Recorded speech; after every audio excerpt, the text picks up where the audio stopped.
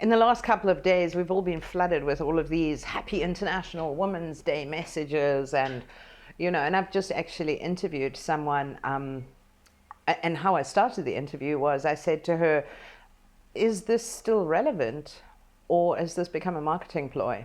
And we need to remain mindful of that. But this kind of got me thinking, also in preparation for this interview I did with this lady today for the International Network of Women Speakers.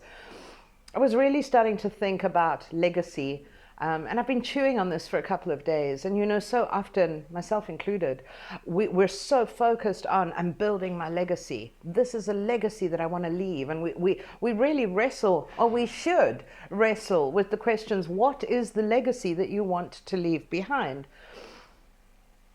But we forget that we are building and continuing the legacy that our ancestors started for us. And in the last couple of days, I've dived into the stories of my lineage, the legacy that shaped me.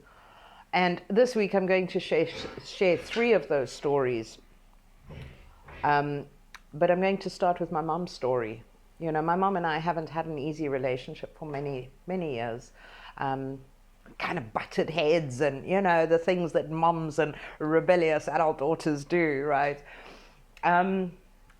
But my mom wrote a story not too long ago, which was posted on there's a Facebook group called the Fighting Men of Rhodesia. And she posted the story of running the household and being trained in defensive strategies and running the farm whilst my dad was a Selous Scout in the Rhodesian Bush War. And she spoke about the challenges of how this man would go off to war and he'd become this fighting, killing machine, and then he'd come home for a weekend and be expected to be a lover and a husband and a father.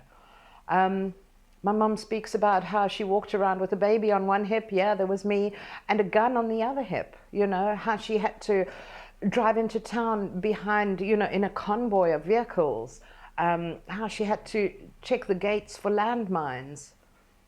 That's my legacy. That is the woman that birthed me. And Mom wrote this story about a year ago and sent it to me, and it's been playing over and over and over. But I'll never forget, when I first read that story, I thought, wow, I saw my mom as a woman.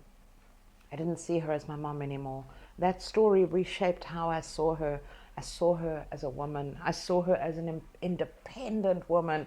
I saw her as a strong woman. I saw her as my ancestor.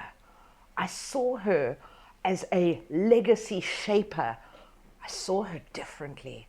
And yes, Mom's still alive, so it's not like that legacy is, But how often, when we build our own legacies, do we forget that we stand on the legacy of those who went before us? And I'm so excited to share the other 2 stories of my 2 grandmothers, because they are equally legendary women, powerful Wonder Woman.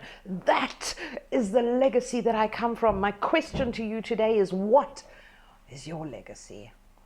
And it doesn't matter if you don't have a powerful woman in your lineage or a powerful ancestor.